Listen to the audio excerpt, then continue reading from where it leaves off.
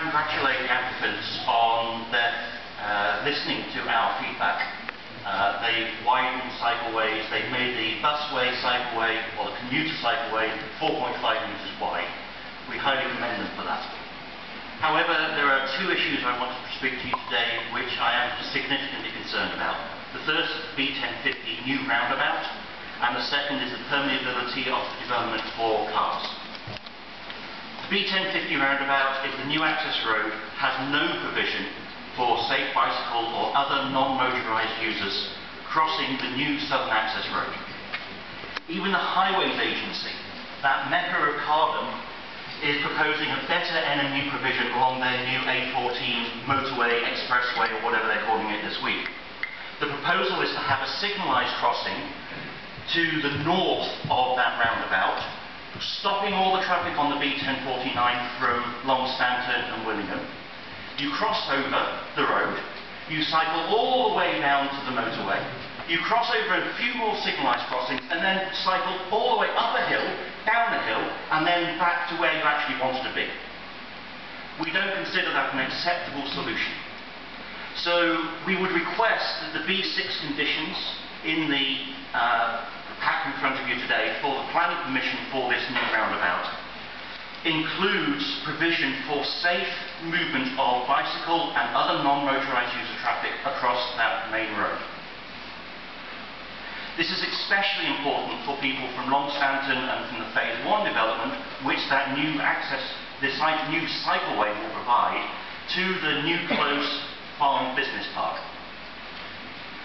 Our second concern is that there's no restraint on motor traffic for cross-Northstowe traffic. Cross-Northstowe trips. There are 4 proposed cross routes for motor traffic in the plans in front of you today. Cambridge does not have 10 times the level of cycling, or more, than everywhere else in the country, because we have excellent bicycle infrastructure. We're only just butting that in on places like Huntington Road and Hills Road now. We have it because of the core traffic scheme that stops through traffic going through the centre of the city of Cambridge. That has increased cycling tremendously. Northstowe is not offering you that. A case in point is Stevenage. Stevenage has excellent bicycle infrastructure for a new town. Yet it has hardly anybody cycling because it's so easy to drive a car. What we would request is that there are no crossings over the busway for anything other than buses, taxis, emergency vehicles, people walking or people on bicycles. Yes, Councillor Lacey. Thank you, Chairman. I'd just like to make a point of clarification.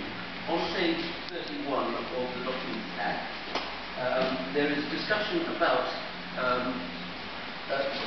meeting with cycle groups and work that the cycle groups have done. And the last sentence says, overall, the cycle network provisions within Northstowe are strongly supported by CCC officers. Now that looks as if it means Cambridge Cycling Campaign. And I would just ask Mr. Haydon to clarify that the proposals as they stand are not strongly supported by the campaign. So I think that the word to be careful of there is the word within. Within Northstowe, the provision is, for example, 2.3 metres, and I'm sure the HCA guys will correct me if I get this wrong, 2.3 metres wide cycleways, completely segregated on the outside of any car parking and any motorised traffic that's trying to drive along there.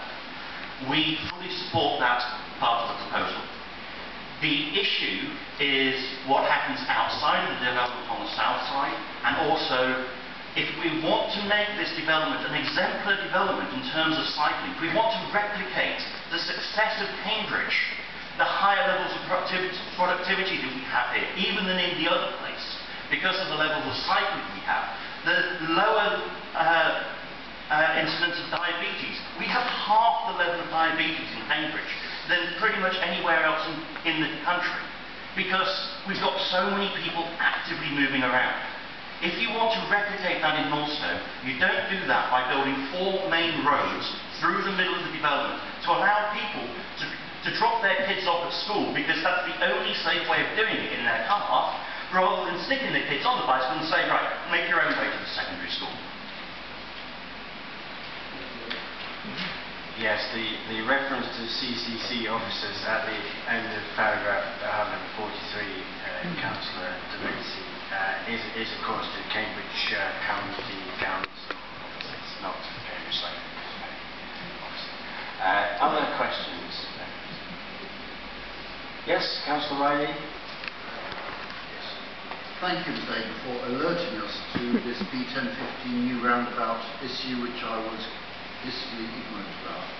And it's a great shame that we don't have a plan that shows in graphic detail the true horrors. What happens now if I am cycling along the Southern Access Road?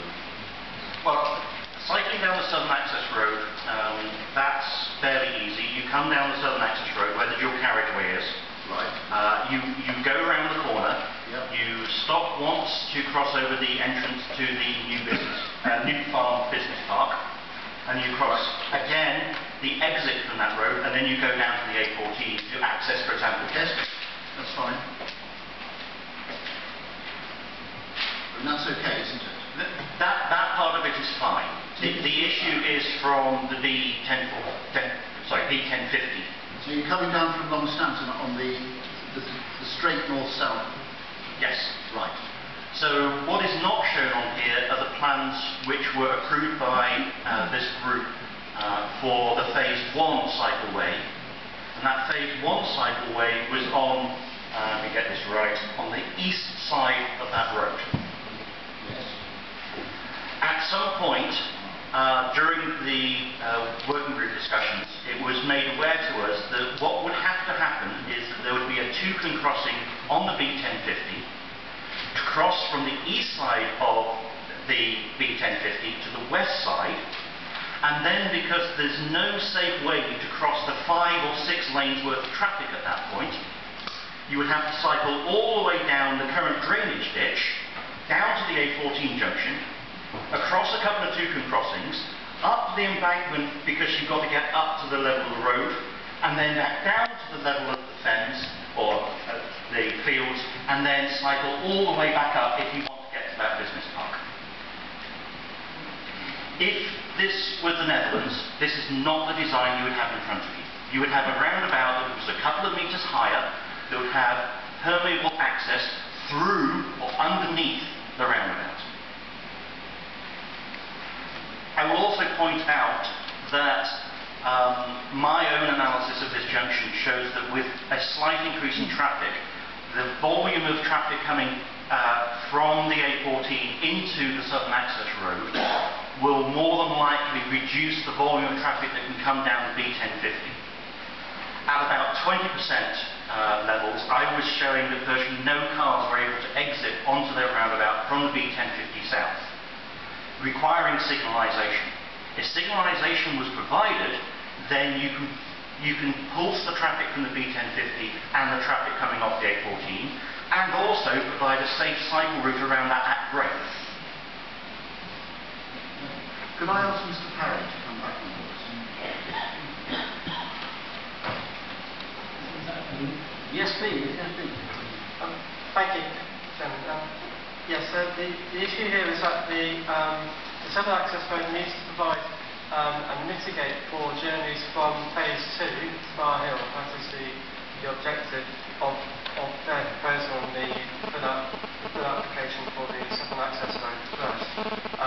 That proposal does have, as Mr. Haydon said, a shared cycle or pedestrian path of 3 metres width on its southern side that links across the access to the new business park and then onto Bar Hill. The issue here we have is the connection of that facility to the facility to be provided alongside the B1050 as part of the Phase 1 Section 106 agreement from Phase 1. That is something that we need to resolve through that scheme, and we've been working with the applicants to resolve that as much as we can through the design of their proposals for the Southern Access Road rest. However, we haven't been able to obtain from the applicant provision of, say, a bridge or an underpass underneath the Southern Access Road rest part of the junction, rather that we will be looking at provision of cycle route alongside the B1050 itself, and we'll be the applicant to provide a suitable crossing place on the B1050 to the north of the roundabout. So I could point to a location roughly on a plan if you'd like to, if you'd like a visual reference. But that's where we're at, and it's work in progress, and that's hence the condition on page. I have it at the moment. Okay. Well, at the moment, conditions and their intended purpose for the 7 access road rest. The first one is for detailed highway design, dual carriageway and single carriageway interim design to be based. Essentially all of the detailed design criteria to be outlined and agreed with the County Council. And then the second condition is to incorporate cycle routes to the rest of the B1050 into the proposals in such a way that also is in agreement with Cambridge County Council highway officers. So those two conditions should give us what we need in terms of being able to provide for the B1050 cycle route from Northampton to Bar Hill. But does that make sense to you, Mr. Haydon? The problem seems to be that most people are assuming that everybody from Northampton and Phase 1 will be accessing the A14 corridor with the 4-metre wide cycleway along the side of that, or to get to Bar Hill. We have been spending an awful lot of money in this area providing cycleway access to external of Cambridge City business parks, and this is a business park that has no cycle access from one of the main residential areas in the locality without a significant detour. So we think that these conditions should be amended to suggest that the routes from Northampton to the business park is considered as part of these conditions.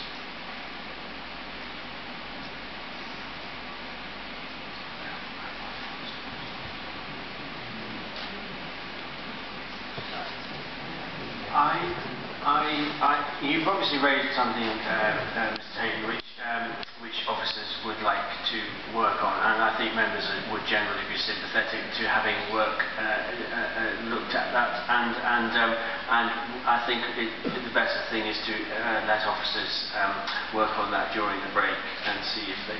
Oh, Councillor Smith, would you like to? Oh, and Councillor Kenneth. Well, Councillor Smith first. It just seemed to me that that condition at the bottom of page 50, that the roundabout with the B1050 is signalised when traffic levels reach a certain level. If it was signalised from the start, then you've got a crossing point, haven't you? So my understanding is that signalisation could provide a safe crossing point, but I'm not a road safety expert. So that might be subject. As I say, in the Netherlands you wouldn't have such a busy junction like this having at-grade cycle crossings. You'd raise the junction up by a couple of metres and punch a box tunnel through each of the arms. And when you're building this, it's easy to do that. Retrofitting that or building a £4 or £5 million bridge at a later point is not going to be the efficient way of doing this. Right. Councillor Cairns. Well, it was really a question, I think, for Mr. Parry, really, not necessarily to answer now, but if it is going to be looked at, is the road safety implications of an at-level crossing, and also the implications on the traffic flow, because presumably, not presumably, I know a huge amount of work has been done over many years on the transport modelling, so it seems extraordinary to me that we might be considering in a Kit Kat break to be able to sort out something that might have major implications, really. But so I think I really welcome that you've come and raised this with us, and I think it needs some consideration. Yes, I think it's going to be given consideration, and of course it's up to members then to listen to whatever advice officers give. But I think all members are very grateful to you for flagging that up. Anyone else wish to take advantage of Mr. Haydon's presence and undoubted expertise on all matters cycling related?